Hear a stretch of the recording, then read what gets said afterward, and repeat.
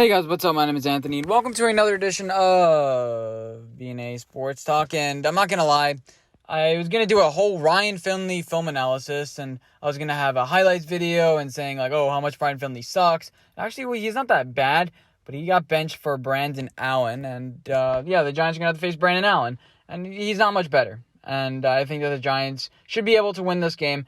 And the thing is, with previous regimes and with normal teams, actually, the teams come up in spots flat. And this happens to every single team. You know, you think, oh, we're going to win by 1 million. The Giants are now favored by 6 points. The most we've been favored by all season is 1 point against the Washington football team. And, 2 points. And then we ended up winning by 1. So we haven't really been favored. And we're in new territory now. Can we get to that next step? And speaking about that next step, I had a couple of preseason predictions talking about, Pro Bowlers and different things like that. And I came out with a list of eligible people. So basically I was wrong a lot about a decent amount. My prediction was Saquon Barkley, Pro Bowl.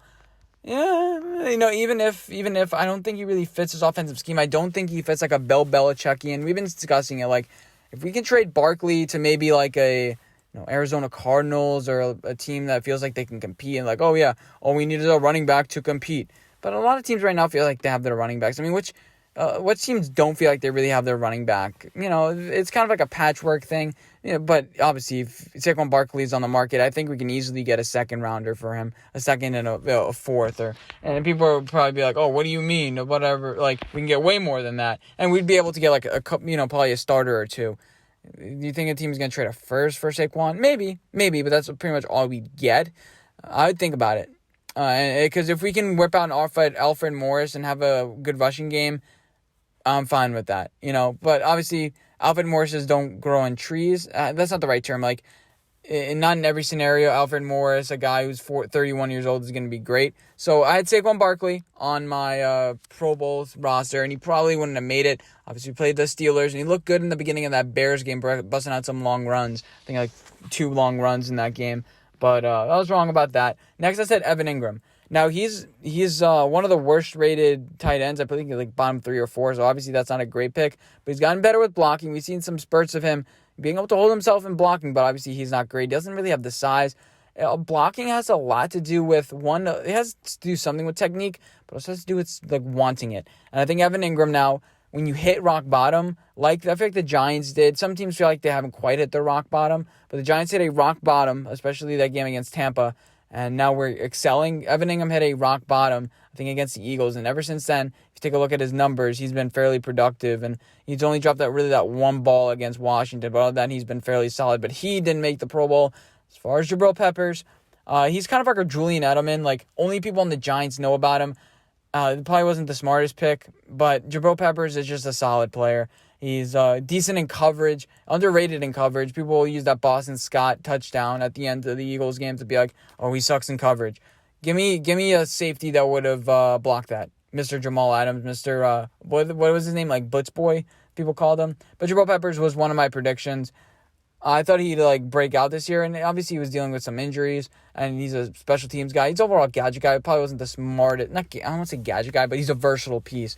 So, those really, maybe I guess Pro Bowl, but Jabril Peppers, he's a solid pick. We picked up his 5th-year option. He's a vital asset to our team, and maybe be able to get rid of him. Now we have Xavier McKinney, but the Jabril Peppers is solid. And then I picked Leonard Williams, who I actually have on my my All-Star or Pro Bowl list. Leonard Williams, I felt like those plays are just turned into sacks, and they have.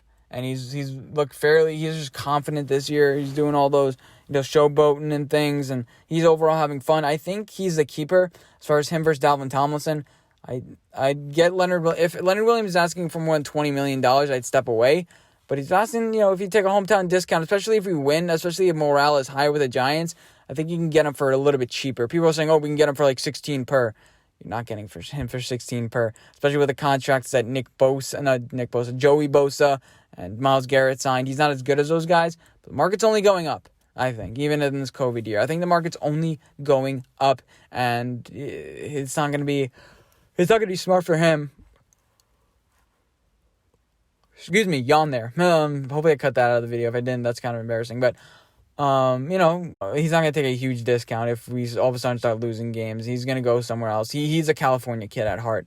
And join the Rams, join even the Chargers, I guess. But those cap situations aren't great. Maybe even join the San Francisco 49ers. So those are my... that's an elongated way to tell you my Pro Bowl picks in the beginning of the year. But here's who I'm voting for the Giants in the Pro Bowl. I'm not going to discuss about other teams who I'm actually voting for. James Bradbury has to be. He's been, I called him our team MVP. 14 pass deflections, letting up I think above average completion percentage for his career. But overall, he's been solid. He has to deal with the insufficiencies of the other side, and that's kind of hurt him a little bit. But Terry McLaurin, Allen Robinson shut those guys completely down. Numerous interceptions, I think 3 or 4 interceptions this year. Overall, just the best free agent signing the Giants have had in a while. And that's not really saying a whole bunch. But then again, I want to see a lot from year 2 from these guys, especially James Bradbury, because is he going to be back to Jonas Jenkins? I don't know. I really don't. Hopefully not. Next, the person I'm voting for, Leonard Williams. We're ready to discuss him. I think 5 sacks. One of the top QB pressures in the league. Overall, he's very, very good. And then Dexter Lawrence. I have to vote for him. He's a second-rated or one of the highest-rated second-year players. I think you have to vote for this kid. He has had a couple off games. I think he was injured in the middle of the season. I'm not too sure what the word is about that, but around 3 sacks. Overall, just a disruptor on this defensive line. I think he probably needs a few more turnovers, but I'm voting for Big Dexy. The overall solid Dave Gettleman draft from 2019. I'm voting for Graham Gano. Now, although he needs a little bit of help, he's in quarantine right now. Joe Judge joked about him opening the windows. I love that joke. Who thinks of that? Like, oh yeah, you need to open the windows because Cincinnati doesn't play in the dome, and referencing the video of him practicing kicking in quarantine. I mean, the dude, 19 for 20, never miss an extra point. Like, when he comes in, like, we're making that field goal. Especially with the Giants this year, it's like, I'm not like, how is this team going to blow the game? I'm thinking a little bit more like, now I'm starting to think, how we're going to win this game. I'm not demoralized as a Giants fan. These key pieces should show. I mean, when was the last time we had a Pro Bowler? Last year, I don't think we had a Pro Bowler. The year before that, it was, I think it was only Saquon. Maybe one other piece that I'm forgetting, maybe Odell or something like that. This year, we've had some solid pickups. Oh, and I don't know how I forgot this. Logan Ryan, he wasn't on the team when I made my video. He would probably would have been on my watch list and not actually made it. But overall, I mean, this guy, he stepped in and did a really good job. 70-something PFF rating. I don't really care about that. But is he having the best year of his career so far? I mean, 7 pass defense, 2 forced fumbles for him, and overall just playing really well. He has a sack as well. I'd like to see Patrick Graham using him a little bit more in the box, a little bit like that. People saying he should be our second cornerback now that Xavier McKinney is back. I think he's a little bit overrated by Giants fans. Giants fans think he's the next coming of like a Ronnie Lott or, I don't know, name some other good safety, Earl Thomas, or I don't know why I can't really think of that many safeties off the top of my head. But so he's allowing 60% completion and 9.7 yards per completion. So all that's down. And this is probably the best year of his career. I just like to see the missed tackle rate.